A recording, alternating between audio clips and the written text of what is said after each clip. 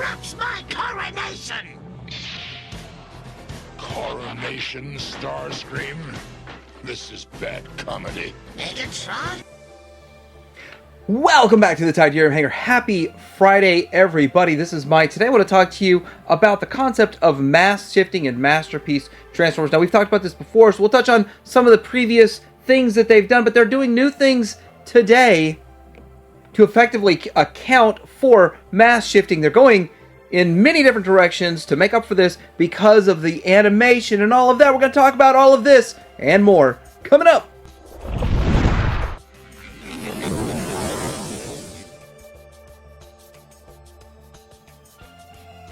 So one of the things about mass shifting is you take a large robot that transforms into something small like a gun, and that's what Megatron did. Now, how did they tackle this from day one? From day one with MPO5, they included a smaller version of the transformed alt-mode gun to be held by other characters such as Starscream or anybody else that wants to hold them, or technically you could have Megatron hold himself. This is something they've done all along.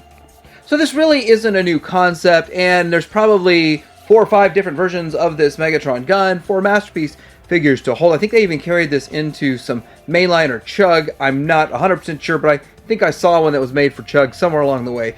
But with that, this is an effective way to mass shift. So I realize I probably haven't talked about what mass shifting is, but basically when you take something that's large and it transforms into something that's really small and it shifts to a smaller state than what would really make sense, kind of like this one, kind of like a few other examples we're going to talk about, but this is kind of early thought process and how we would tackle this kind of thing.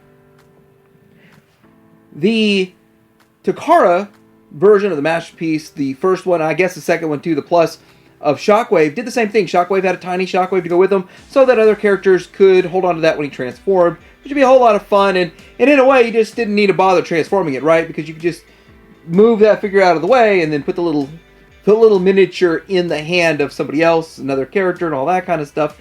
That is effectively a great way to mass shift. And of course, having Shockwave hold himself, that's also something else that could go on. But with that, really there's no other way. There's no way to engineer, no number of panels is going to make this figure fold down into the smaller unit. And this is all animation and imagination, all that kind of stuff. So brought to life, the best way possible is to just make an extra little minifigure to put in there, or a mini accessory, which is fine, and we all accept that. This is something that's been done. Now, although we didn't really have a Takara version of Blaster yet, we don't have it yet, but we don't have that, we do have a Trax, and Trax, I guess, I don't even remember it. I don't even remember this, but Trax came with Blaster, and I was trying to figure out, someone came with Blaster, and it was Trax because of that one episode. So you get this little mini blaster, which is pretty cool to come with the Trax. Here it is next to the figure and all of that. Really tiny minifigure to go with it and all of that. But this is kind of along the same lines. I don't really know if we got one for Soundwave anywhere. I don't remember seeing one, an accessory like that included. But these are the kind of accessories that sort of make up for the mass shifting in the show. So another small little add-in or accessory was the camera with pretty much every set of the reflector. So the KFC Optic clones is the ones that I'm just showing the picture of, but I'm pretty sure Fans Toys and MMC included it too. And so with that, it's a lot of fun to be able to have a mass shifted figure hold in someone's hand.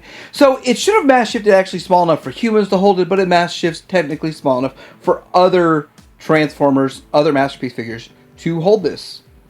It's not enough that these bots transform into one camera, but it makes a lot more sense that it transforms into a camera that can be used by other characters and interactivity. So that's another thing about mass shifting, is having interactivity, interconnectivity with other figures.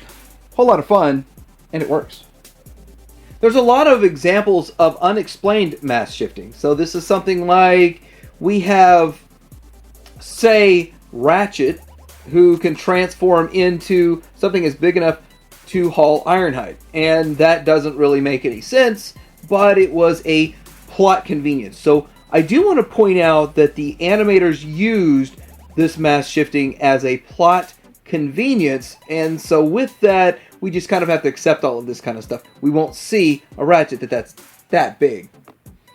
Also kind of the same thing as boarding Silverbolt and everybody riding along the Silverbolt. This is a mass shifting thing that's never going to happen. We're never going to see it. It's all imagination. And those kinds of things are kind of fun to see on the show, but this will not see a reality. It just doesn't make any sense.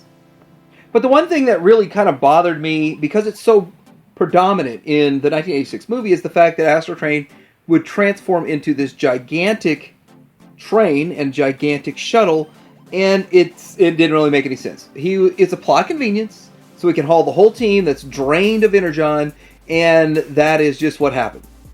Now, it doesn't make any sense, and you're not going to see it. But is it possible for one company to make an Astrotrain that transforms from about the same size as the other ones into one big enough, or bigger? Probably not big enough to hold Masterpiece figures, but bigger.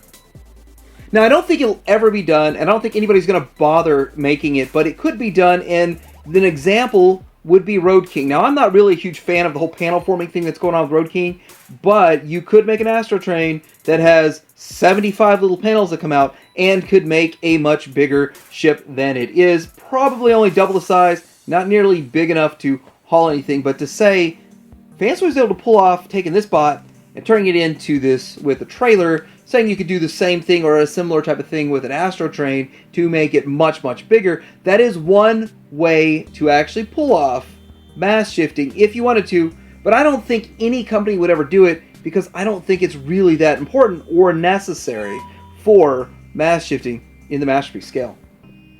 But we are seeing something happening with combiners, and as you can see that the Devastator turns into a gigantic Devastator from tiny bots, which doesn't make any sense.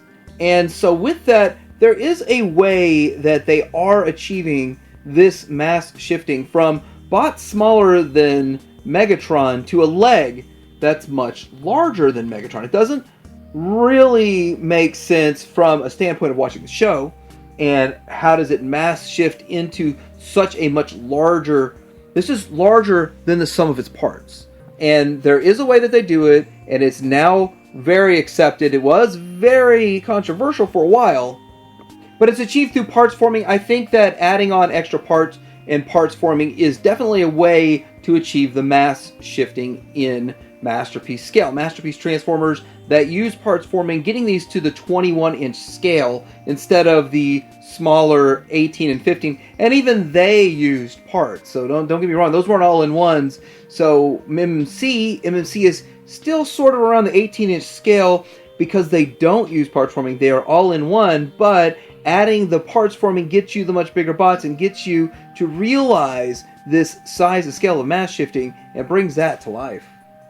Now there's a new fad in mass shifting, which I would almost call reverse mass shifting, which it's a new fad that you actually shrink down the bots, not the alt modes. You shrink the bots down and include tiny little minifigures. So that's something that's been done with X-Transbots Jansen and the MP57 Skyfire from Takara. And so what you do is you get smaller figures that can interact with the perception of a mass shifted up Skyfire by having these smaller minifigures. Now this is kind of fun to collect these. There's pluses and minuses to them. I'm amassing a tiny little collection of these, and it seems like they're almost planning to give you different characters from Takara, from X-Transbots, or whoever, and that all makes sense, and that's pretty good. So I'm really liking the little collection that we've already gotten together, and it's worked out so far. So pretty exciting. Now the downside to this is you have to buy expensive figures. The downside to this is I don't know if we get a KO if they'll include these minifigures. This accessory set might not be included with KOs, and you might only be able to get them through official, but with that, it's still kind of something fun that's out there that we're getting. And they're also making the world's smallest Transformers that you'll be able to get for $5 each too, which should be around the same scale, and they'd work also. So yeah, it never really made any sense that Galvatron could ride in the cockpit of Cyclonus, and that's another thing, another mass-shifting moment that makes no sense. Now, Masterpiece Transformer creators such as X-Transbots, they tackled this years ago by including a tiny little Galvatron. So we have this little bitty, itty bitty Galvatron that can sit in there. And I forgot all about this. So now that we've got these new little figures, I said, let's bust this out and let's see how this compares to the other new figures that exist. Now, the only downside to this, there's two downsides to this Galvatron, and I'll show you both. It's too short to be Galvatron with the new scale of minifigures, and it has no paint. So, two negatives, but it's still pretty cool it was included. It's still kind of fun. It'll serve the purpose sitting in your X-Transbot Cyclonus. Now, I am excited about the future of Masterpiece Transformers because we will no longer have to fake this mass shifting, or we will no longer have to put up with things not properly scaling. Now, this more is in a scale conversation, but it could be considered somewhat mass shifting, transforming from a base into the bot. How big should this city bot be? But now that we're getting this Light Toys, this is the difference. So most people put the Titans on their shelf, and so for that you have to kind of in your mind mass shift him down from a base that can hold Masterpiece figures to just about the same size as your combiners. Or you can get the Light Toys when it comes out. It's going to be a big beast, and it's going to be pretty awesome, and it's going to properly scale. Now, I am so excited because these kinds of things are going on. They're scaling it up to the upside. They're also scaling it down to the downside with those minifigures and microfigures, given lots of options that are out there. Lastly, I want to talk about kind of what really sparked this whole conversation, because mass shifting is not new to Masterpiece, but parkour is. And the thing about this is, how do you turn from that tiny little penny racer-ish, which it's not truly a penny racer, it's sort of in the middle, to this bot that's massively bigger? It just really doesn't look like it is going to transform into that small of a car. And the thing is, it's because they use faux parts. Now, faux parts are, again, nothing new, but this figure here shows it. Now, Fans Toys does it with a lot of theirs. On pretty much all of their Stunticons, they do some level of mass shifting from a large bot, a really large bot, down into a really compact vehicle. Now, we also see this with Takara. Takara is doing the same, similar type of thing going on with their Bumblebee, and a lot of people will argue one is better than the other. I understand that whole debate, but that's not what we're here for today. We're just talking about the mass shifting. And yes, mass shifting from a penny racer into a bot this big, and it uses faux parts that I have no problem with. It's not parts forming like Devastator, it's faux parts as in a faux chest. And we've been doing that for a while, but I'm perfectly fine with it. I have no problem with it, because somehow we got to bring this illusion to life. And the magic, well, with the Masterpiece Transformers, you learn the trick of the magician.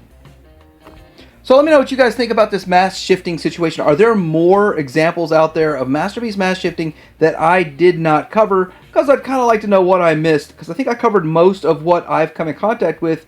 But again, it's sort of a necessary evil to match the cartoon and bring it to reality. But let me know in the comments below, and like and subscribe. Titanium Hanger out.